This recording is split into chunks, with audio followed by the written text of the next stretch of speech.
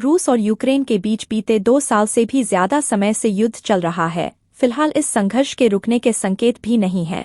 ऐसे समय में दुनिया भर के 100 से अधिक नेता रूस यूक्रेन संघर्ष के लिए शांति योजना बनाने के लिए शनिवार को स्विट्जरलैंड में जुटे हैं।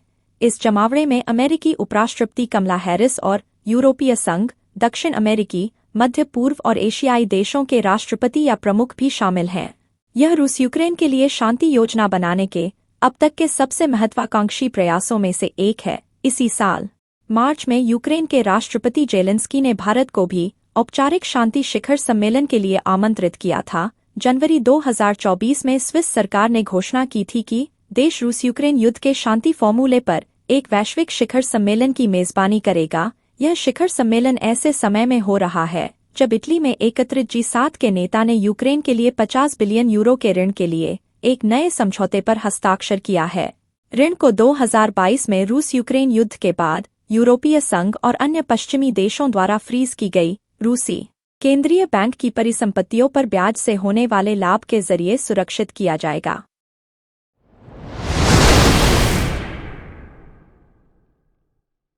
कर्नाटक सरकार ने ईंधन की कीमतों को बढ़ाने का फैसला लिया है। कांग्रेस की सिद्धारमैया सरकार ने पेट्रोल के दाम 3 और डीजल की कीमतों को लगभग 3.05 रुपये प्रति लीटर बढ़ाने का फैसला लिया है। कांग्रेस सरकार के इस फैसले के मुताबिक कांग्रेस सरकार ने पेट्रोल का सेल्स टैक्स 29.84%, जबकि डीजल का बिक्री कर 18.44% बढ़ाने का फैसला लिया है। इस फैसले के असर के बारे में पेट्रोलियम डीलर्स एसोसिएशन ने बताया कि कर्नाटक में तत्काल प्रभाव से पेट्रोल की कीमत लगभग 3 रुपये, जबकि डीजल की कीमत 3.05 रुपये बढ़ जाएगी। इस फैसले का असर उपभोक्ताओं के आम इस्तेमाल वाली चीजों पर भी पड़ने की आशंका है। रोजमर्रा में इस्तेमाल की जाने वाली चीजों की कीमतों में उछाल आ सकती है। दैनिक आवाजाही के लिए लोग वाहनों का बड़े पैमाने पर इस्तेमाल करते हैं। साथ ही पब्लिक ट्रांसपोर्ट में भी ईंधन की कीमतों को बढ़ने के बाद टिकट की दरें बदल सकती हैं। बता दें कि हाल ही में संपन्न हुए लोकसभा चुनाव 2024 के ठीक बाद देश की प्रमुख दूध कंपनियों ने कीमतों को बढ़ाने का ऐलान किया था। ऐसे में पेट्रोल डीजल की कीमतें बढ़ाने के फैसले से जनता पर और बोझ पड़ने की आशंका है।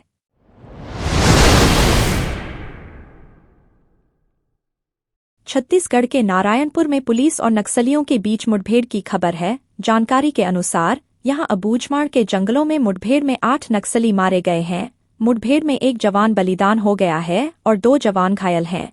अभी मुठभेड़ जारी है। अबूझमाड़ के जंगलों में नक्सलियों के खिलाफ सुरक्षाबलों की कार्रवाई जारी है। सुरक्षाबलों ने नक्सलियों की मौजूदगी की सूचना पर सीमावर्ती जिलों के साथ मिलकर संयुक्त ऑपरेशन चलाया है। जवानों का संयुक्त ऑपरेशन अबूझमाड़ के कुतुल फरसबेड़ा कोड़तामेटा क्षेत्र में जारी है।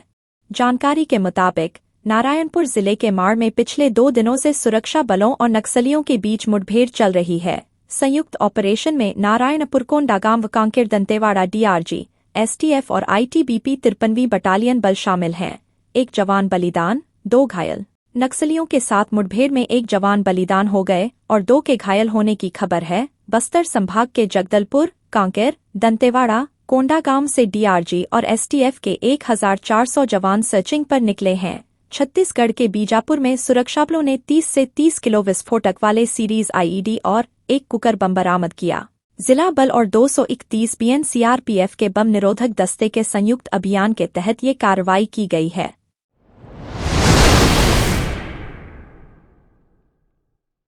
सुप्रीम कोर्ट में एक याचिका दायर कर नीट UG 2024 परीक्षा रद्द करने और 5 मई को आयोजित परीक्षा में कथित अनियमितताओं की CBI या किसी अन्य स्वतंत्र एजेंसी द्वारा शीर्ष अदालत की निगरानी में जांच की मांग की गई है। मेडिकल प्रवेश परीक्षा में शामिल हुए 20 छात्रों द्वारा दायर याचिका में राष्ट्रीय परीक्षण एजेंसी को नए सिरे से परीक्षा आयोजित करने का निर्देश देने की भी मांग की गई है। राष्ट्रीय पात्रता सह प्रवेश परीक्षा 2024 को लेकर शिकायतों को उठाने वाली अलग अलग याचिकाओं पर सुनवाई करते हुए शीर्ष अदालत ने शुक्रवार को परीक्षा में प्रश्न पत्र लीक और अन्य अनियमितताओं के आरोपों की केंद्रीय जांच ब्यूरो CBI जांच की मांग वाली याचिका पर केंद्र और NTA से जवाब मांगा था। नई याचिका में कहा गया है कि व्यापक अनियमितताओं और धोखाधड़ी की प्रथाओं को देखते हुए दोबारा परीक्षा लेने से केवल योग्य छात्रों को मेडिकल संस्थानों में प्रवेश पाने में मदद मिलेगी। अधिवक्ता धीरज सिंह द्वारा दायर याचिका में कहा गया है।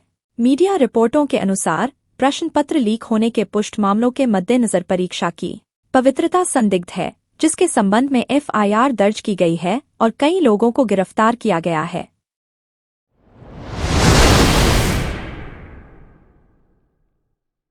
दिल्ली में पानी का संकट गहराता जा रहा है। कई इलाकों में दिल्लीवासियों को पानी की कमी से जूझना पड़ रहा है।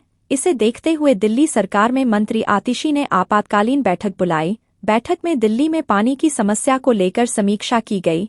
इसमें दिल्ली जल बोर्ड के बड़े अधिकारी शामिल थे। आतिशी ने कहा कि दिल्ली के कई इलाकों में पानी की कमी बरकरार है। दिल्ली में पानी की सप्लाई में लगातार कमी बनी हुई है। वजीराबाद तालाब में पानी खत्म हो गया है। मुनक नहर में भी पानी की कमी चल रही है। पानी की कमी के चलते वाटर ट्रीटमेंट प्लांट में भी पानी का कम प्रोडक्शन हो रहा है। दिल्ली में करीब 70 MGD पानी का उत्पादन कम हो रहा है। बवाना, नांगलोई में बोरवेल के जरिए पानी की सप्लाई की जा रही है। टैंकर की ट्रिप्स बढ़ाई गई है। 10 MGD पानी टैंकर के जरिए मुहैया कराया जा रहा है। आने वाले दिनों में टैंकर की संख्या बढ़ाई जाएगी। यमुना अपर बोर्ड की बैठक में कोई समाधान नहीं निकला है। आतिशी ने आगे कहा कि हिमाचल के मुख्यमंत्री से भी बात हुई है। उन्होंने कहा कि जो संभव होगा वो मदद करेंगे। अभी कुछ डॉक्यूमेंट अपर यमुना बोर्ड को हिमाचल ने देने हैं।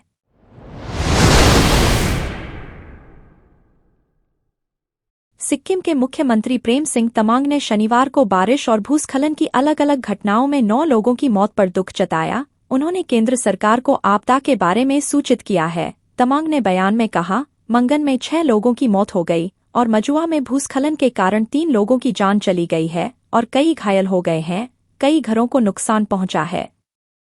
कुल 67 परिवारों को स्थानांतरित किया गया। उन्होंने कहा, मैंने व्यापक नुकसान के बारे में केंद्र सरकार को बताया है और हमारी मदद के लिए तत्काल पैसे देने का अनुरोध किया है। उन्होंने कहा, सड़कें बंद होने और भारी वाहनों की आवाजाही न होने के कारण हमें खाद्य पदार्थों और वस्तुओं की कीमतों में वृद्धि का सामना करना पड़ रहा है।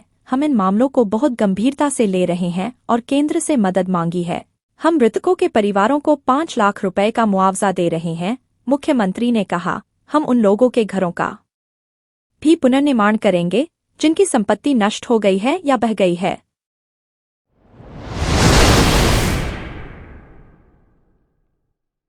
संदिग्ध हालत में पिता पुत्र ने खाई कीटनाशक दवाई। कीटनाशक दवाई खाने से पुत्र की मौत, पिता अस्पताल में भर्ती। अवैध संबंधों को लेकर संदिग्ध हालत में खाया कीटनाशक। पुलिस ने मृतक किशोर के शव को पोस्टमार्टम के लिए भेजा। पुलिस जांच में जुटी। थाना सैदनगली के खरसौली का मामला।